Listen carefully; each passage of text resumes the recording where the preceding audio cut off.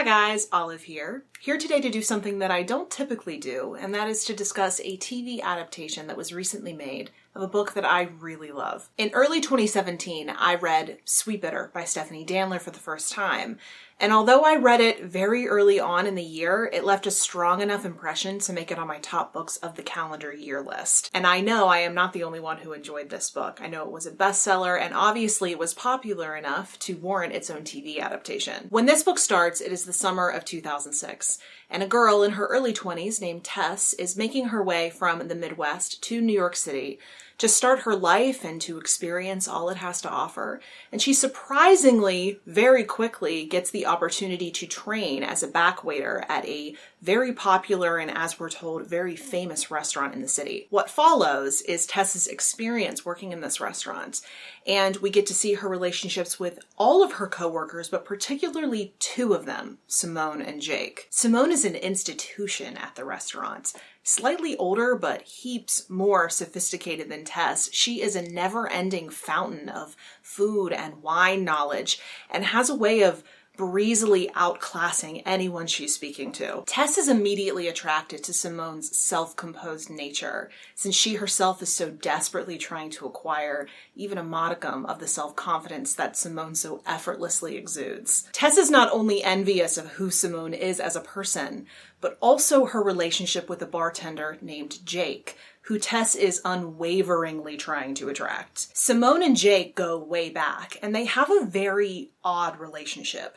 They're not together, but they're also not together. They have an intimacy and a closeness between them. They're protective of one another, but they're also very insular and hard to reach. Tess finds herself fascinated by both of them, but whereas Simone starts to act as her mentor, Jake becomes this complicated, brooding sexual obsession for her. Although this quasi-love triangle is at the center of this book, there are lots of things on the periphery that make this book extremely intriguing.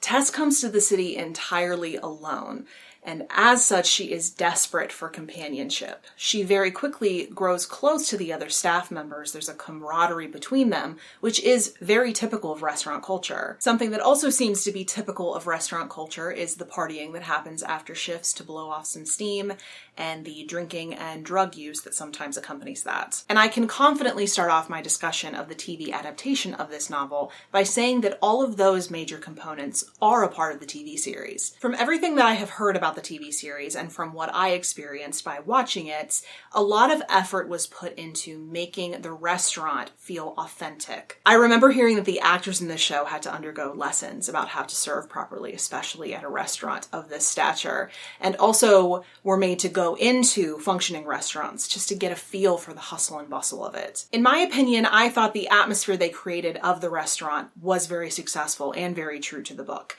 I found it believable that this could be a real functioning restaurant. I believed that everyone actually worked there. I think that all of the side characters, particularly Ari and Sasha, were extremely well casted, and their characters remained true to the book. One actor who I thought was particularly well casted was Paul Sparks, who plays Howard, who is the manager of the restaurant that Tess works at. He brings a certain regality to the role that was so spot on. But unfortunately, I felt like it was the three main characters who I had the hardest time believing in their roles. While Caitlin Fitzgerald really brings all she has to the role of Simone, there was something about her look and her vibe that just didn't quite fit who Simone is. In the book, it was my impression that Simone is significantly older than Tess. Not a ton, but significantly. And this is important to show on the screen because we need to believe that she's been at this restaurant forever. And that's important for her character because a lot of her insecurities stem from the fact that she's been doing this for so long, she's afraid that it's all she knows how to do. So it ends up being really hard to believe the young and fresh-faced Caitlin Fitzgerald in the role of Simone. It's like you as the viewer aren't able to starkly juxtapose who Simone is against the wide-eyed, naive Tess. I really wasn't buying Jake as a sexy character. The actor who plays him, Tom Sturridge, kept putting this look on his face that I think he thought was sexy, but really just looked like he had sand in his eyes and something sour in his mouth. But the character I had the most problems with was, unsurprisingly, Tess. And that is not even to say that she was miscast. I think Ella Purnell did as much with the role as she was able to. The problem is that she wasn't given enough to go off of. The writing for Tess's character on the show is awful. The Tess you see on the screen bears very little resemblance to the Tess from the book. The actress who plays Tess on the show, Ella Purnell, even acknowledged this in an interview, saying that her version of Tess she would consider to be a cousin of the Tess from the book. I am not trying to make the claim that Tess's character in the book was particularly robust. She is a little on the vanilla side. And I do understand that some creative liberties need to be taken to adapt a book into a TV series, but you would think that they would take a character and make it more dynamic and more interesting before putting that character on the screen. I can forgive books and even video games for having very vanilla, plain main characters, because in these types of stories, you are meant to step into the role of the main character and see things through their eyes and have their experiences for yourself. But that kind of storytelling does not translate to a TV series. You need your main character to be present. For the majority of the TV series, maybe excepting the last episode, Tess is kind of just along for the ride, versus in the book, she is a lot sassier and a lot more present. She gives things back to people. She starts adopting the vulgar language of the kitchen. She was an English major, and there are a ton of literary references. I can understand if the writers didn't want to include some of these literary references because they do come off as pretentious at times in the book. But how can you strip Tess of that element of her character and not replace it with anything and still expect her to be a compelling character? I can also tell by the way they chose to shoot the show that they were trying to make it a pensive coming-of-age tale. There are many different parts of the show where Tess is by herself. We get a lot of close-ups of her face where she's looking off into the distance or generally being brooding. And I know that by doing this, they were trying to communicate how lonely the city is and how alone specifically Tess was.